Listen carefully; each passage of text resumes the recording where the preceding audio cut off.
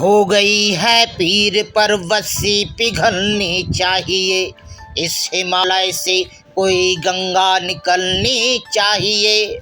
आज़ादी से लेकर आज तक बहुसंख्यक समाज पर हो रहे अत्याचार, शोषण, धर्मांतरण पर मौन रहने वाली तात्कालिक सत्तारूढ़ पार्टी के कारण ही विधर्मी समाज ने अल्पसंख्यक का मुखौटा ओढ़कर देश के संविधान, हक, अधिकार, जर जोरू जमीन और योजनाओं पर जिस तरह से डाका डाल रखा है, इस पर अब बहुसंख्यक समाज को मुखर होने की आवश्यकता है। गुरुवार को पुलिस अधीक्षक खंडवा से मिलने पहुंचे शहर काजी ने मोहब्बत और प्यार को 2 लाइनों में समझाने का प्रयास तो किया, मगर उन्होंने ये नहीं बताया कि यदि विधर्मी समाज द्वारा जबरिया, छीन के और धमकी देकर यदि किसी के साथ में अत्याचार कर प्यार किया जाए तो उस पर क्या सजा मिलनी चाहिए। कौमी एकता और भाईचारे का झूठा नारा लगाने वाले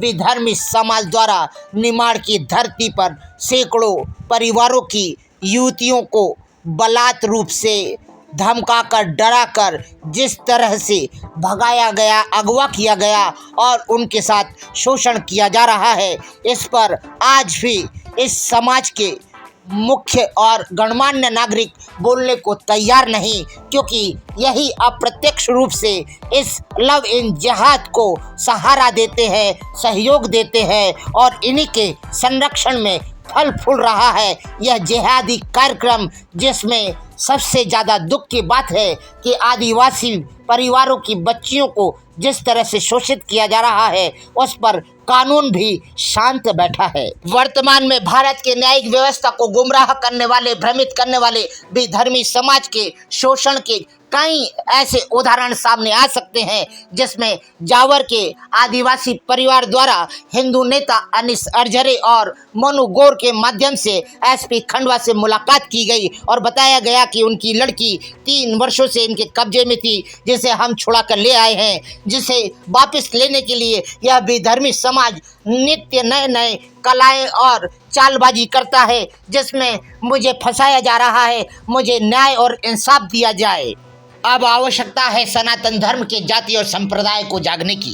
तारीख को उस्मान, यूसुफ, कुदरत, उमर, यूसुफ की लड़की को लेके जावर ठाने गए 13 तारीख को मेरी फायर करने गए क्योंकि गोकुल ने गाड़ी ठेस मार दी मेरी लड़की को, तो उन्होंने फायर करवाई। हमारे पे 151 की धारा लगी। हमने कल जमानत करवाई। फिर उसके बाद में कल वो यहाँ की जगह आए एसपी ऑफिस, तो एसपी ऑफिस में आके और मीडिया के सामने उन्होंने बड़ा ये मेरे पर आरोप लगाया कि मैं खंडवा की कॉलेज में पढ़ने आती हूँ और 3:30 बजे के करीब में गोकुल छगन इसने मेरे को रास्ते में मेरा छेड़छानी करी और हाथ पकड़ा और 2 साल से मेरे को छेड़ रहा है ये कि गोकुल। तो मैं एसपी ऑफिस आया हूँ विज्ञापन देने कि भाई एसपी साहब मुझे भी न्याय मिले। ठीक है, क्या नाम है आपका? मेरा नाम है गोकुल जामले, बेनपुरा डोंगरी। घर में ना खाने को ना पीने को, और लड़कियों को क्या छेड़ेंगे हम? और हमारी हालत ऐसी है कि कोई हमको कभी जराक बोल देता उतने में हम ये हो जाते हैं। कौन समाज है? हम भील समाज के आदिवासी। वहाँ की जगह हमारी बेनपुरा डोंगरी में 2 हमारी बहना को और इन्होंने बंदी बना के रखा हुआ है मोपेडम समाज ने।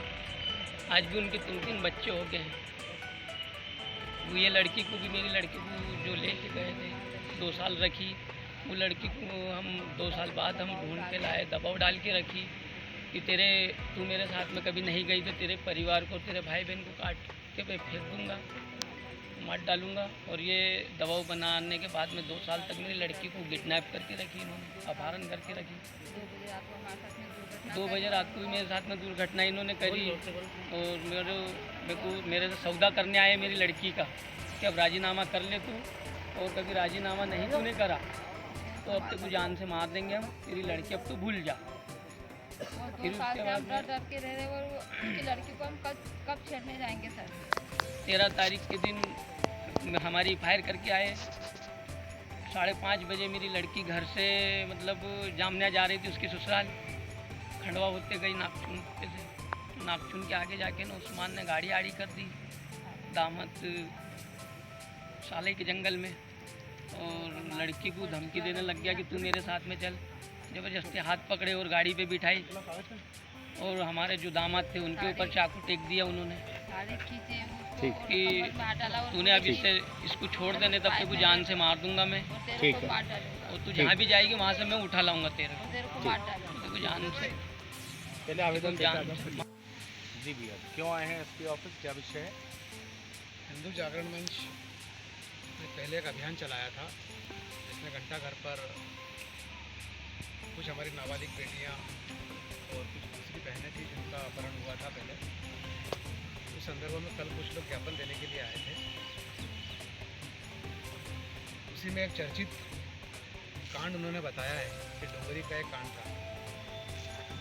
डोंगरी की घटना को हमने सर्वोपरि इसलिए लिया था कि नाबालिग बच्ची को एक व्यक्ति भगाकर ले गया था, और कुछ दिनों के लिए नहीं, 2 साल तक भगा के रखा उसने। 2 साल तक उसका दैहिक शोषण भी हुआ। 376 अपहरण एवं कई धाराओं पर उसका केस पंजीबद्ध हुआ था। वो व्यक्ति जेल गया, जेल से हाईकोर्ट से छूट के आया। इतना सब कुछ होने के बावजूद बड़े शर्म का विषय है कि कुछ प्यार के सौदागर, जो लोग प्यार करते हैं उनके सौदागर लोग कुछ यहाँ आए थे एसपी ऑफिस में, और इतने घिनौना जो घटनाएं थी उस संदर्भ में समर्थन के लिए आए थे। यह बड़ा सोचनीय विषय है कि एक नाबालिग बच्ची का अपहरण होना, 376 उसका रेप होना, और उसके बाद उसकी व्यवस्थित रूप से एक जगह हिंदू परिवार में शादी भी हो गई इस बालिका की। उसके बाद भी उसका पीछा नहीं छोड़ना और उसके पति के सामने उसको साले के जंगल में रोकना, इस प्रकार की क्रूर घटनाएं होने के बावजूद कल जो लोग ज्ञापन देने के लिए आए थे उनको थोड़ा सोचना चाहिए कि हम लोग किस काम से आए हैं और किस परिवार के लिए आए हैं। ऐसा परिवार जो कि पूरा उसका रिकॉर्ड उठा के देख लो, उस परिवार का सब 2 नंबर के धंधे हैं। लड़की को भी ले गए, नाबालिग लड़की को, फिर भी दादागिरी। और कल झूठी प्रकरण बनाकर कहा कि कॉलेज में बच्ची आ रही थी और करीब 45-50 साल का व्यक्ति ने उसको छेड़ा है। इस प्रकार की झूठी घटनाओं का आरोप लगाना, जबकि मैं कहता हूँ कॉलेज के फुटेज भी हमारे पास हैं और उस दिन कॉलेज बंद थी खंडवा में, फिर कहाँ से कॉलेज में आ गई।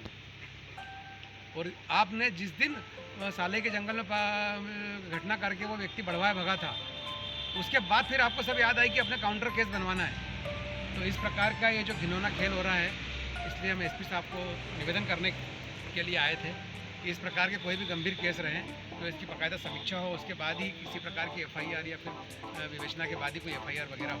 क्योंकि जो पीड़ित पक्ष पिछले 3 साल से परेशान हो रहा है, दर दर की ठोकरें खा रहा था, आज उसको न्याय मिल रहा है तो इन लोगों को तकलीफ हो रही है। डॉक्टर अनिश अर्चर है, हिंदू जागरण मंच, जिला से।